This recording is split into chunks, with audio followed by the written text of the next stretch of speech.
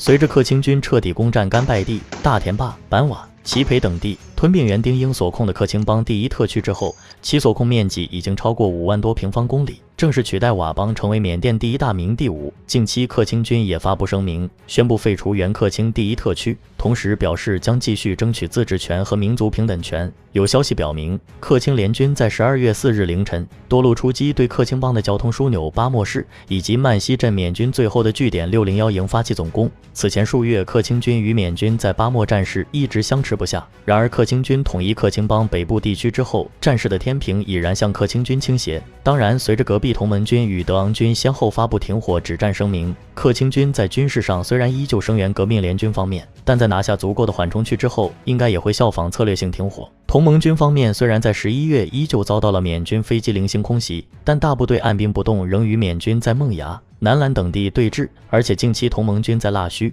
羊龙寨等地同时升起军旗、区旗和缅甸国旗，应该是在为明年1月份与缅军的新一轮和谈创造氛围。当然，以影子政府和人民保卫军为首的革命联军方面，对同盟军的做法也颇有微词。因此，前段时间缅甸亲革命联军的媒体大肆谣传同盟军领导人彭德仁遭北方邻国软禁，随即同盟军和中方都做了辟谣。有消息表明，缅甸团结政府领导的人民保卫军和克伦军、克耶军、青族民第5等抵抗武装已经形成战略同盟，而且背后都有西方扶持的身影，而包括缅军、佤联军、南北善邦军的领导人都是被西方制裁的对象，也有可能会结成临时联盟。而果敢同盟军虽然与缅军前几个月打得不可开交，但从大局上考虑也不能背弃佤邦、蒙拉等传统的友谊，因此也需要表明态度，与革命联军方面做一定切割。再加上腊戌之战后，由于缅军不断加强对通往果敢地区物资的限制，以及北方邻国对边境口岸实行武断措施，甚至包括佤邦也开始对运往果敢的货物进行限制，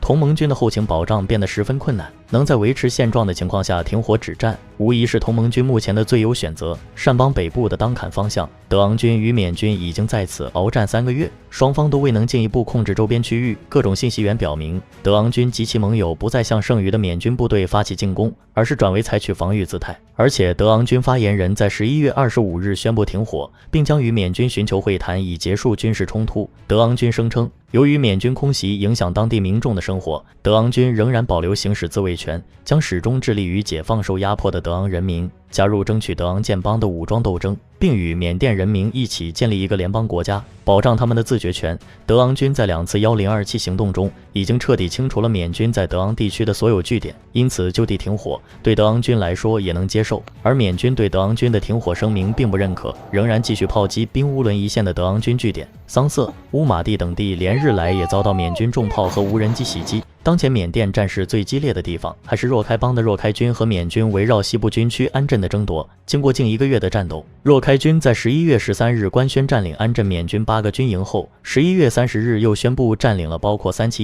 营、372营在内的6个缅军营地，也就是说，安镇缅军18个军事基地已经被若开军占领14个，残余缅军只能退守西部军区司令部，安镇沦陷几乎已成定局。若开邦的另一大战场洞哥，若开军经过20天的战斗，先后攻占了包括洞哥大学、洞哥警察局等10个缅军据点和检查站，并在11月24日完成清理残敌工作后全面控制城区。目前若开军正在全力进攻城外剩余的缅军第5野战旅旅部和346、544机动营基地。而在若开邦古亚，若开军又伏击了缅军的增援部队，至少58人阵亡，大部分都是刚从伊洛瓦底省增援过来的新兵。若开军发言人凯多卡正式发出最后通牒，要求驻古亚的缅军562营、563营投降，预计未来几天若开军就会兵临城下。至此，若开军已经实控了若开邦超过90%的领土。缅甸东部的克伦邦、克伦联军继续采用围困战术，对妙瓦底南部瓦莱地区和帕本地区的缅军进行消耗战，尤其在帕本战略山地的缅军东南军区第1战术指挥部以及下属340营、341营基地700余人已经被克伦5旅围困超过半年时间。据逃出来的缅军俘虏供认，基地内尚存足够2年食用的口粮。缅军指挥官决定继续坚守下去，而隶属团结政府的人民保卫军南部军区宣称，近1周内其下属部队分别在博固省、克伦邦、孟邦、德林达伊省消灭了超过50名缅军，相对于整个10月份只消灭了100来人，效率明显提升。对缅军而言，德昂军停火止战后的压力并未减轻，另外值得关注的是，近期有泰国媒体报道，泰国陆军要求佤邦将位于泰缅边境南佤171军区范围内的9个佤联军据点撤走，认为佤联军的据点侵占了泰国的领土。在与南佤171军区接壤的泰国陆军第3师地区，重型武器已经准备好协助地面部队。佤联军对外关系官员吴尼朗也表示，持续的军事紧张局势是边界争端，因此这是两国之间必须解决的问题。他表示，这是国家之间讨论的问题，我们也已向国家领导层汇报。而在11月27日，缅甸外长吴丹随与泰外交顾问在缅甸首都内比都举行了会面，会面中双方就缅泰边境地区安全与稳定、加强人员往来、进一步推动缅泰现有双边关系与合作交换了意见。其实，泰国方面和善邦南部佤联军的领土争议由来已久。南佤171军区就是1996年佤邦联合军配合缅甸军政府击败昆沙的孟泰军所夺取的土地。差不多每次泰佤两军会晤的时候，泰国军方就照本宣科一次，但泰国并没有为领土争议问题与缅甸政府或者军政府进行专题会商，已经拖了近20年。然而戏剧性的是，就在这个事件发生3天后的11月30日，缅甸海军击沉了越界的4艘泰国渔船，导致2名泰国公民罹难。缅军的做法是故意挑起事端，还是狐假虎威，还有待进一步观察。国际社会方面，国际刑事法院首席检察官已经申请对缅军首脑敏昂莱发出逮捕令，罪名是在若开邦对罗兴亚人实施种族灭绝。英国《卫报》和半岛电视台都大篇幅报道了对敏昂莱和缅甸军方的指控，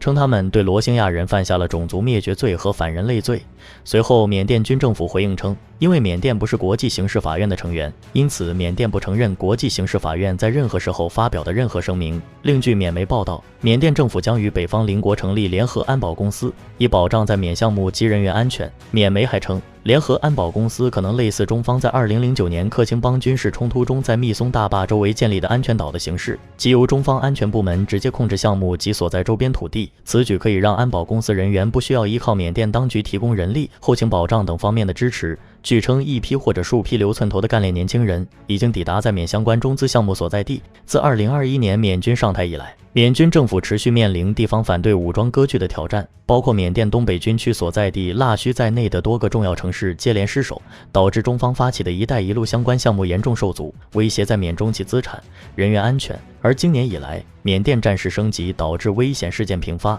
比如7月抵抗武装占领了什阶省的一家中资镍加工厂，8月抵抗武装攻击曼德勒省的一家中资水泥厂，缅军在撤退时还烧毁了部分厂区建筑。10月驻缅曼德勒总领馆遭袭击，馆舍部分损坏。有分析认为，成立合资安保公司是中方保护在缅利益的最新尝试。美国威尔逊中心东南亚事务高级研究员迈尔斯分析称，北方邻国目前是军政府为符合其利益的最佳选择，他们希望缅甸实现一定程度的稳定。尽管军政府过去几年遭受损失，但认为他们是唯一能够防止缅甸分裂和巴尔干化的组织。新加坡尤索夫·伊萨东南亚研究院高级研究员莫图萨受访时指出，中方对缅政策的核心是维护自身利益，最重要的考量是保护在缅甸的投资、基础设施项目和参与其中的人员及机构的安全，以及承诺合作解决包括网络诈骗在内的跨国犯罪问题。缅甸影子政府民族团结政府和属下的人民防卫军则被认为与西方走得太近。迈尔斯指出，中方认为西方试图通过民族团结政府影响缅甸。美国史汀生中心东亚项目共同主任孙运受访时分析称，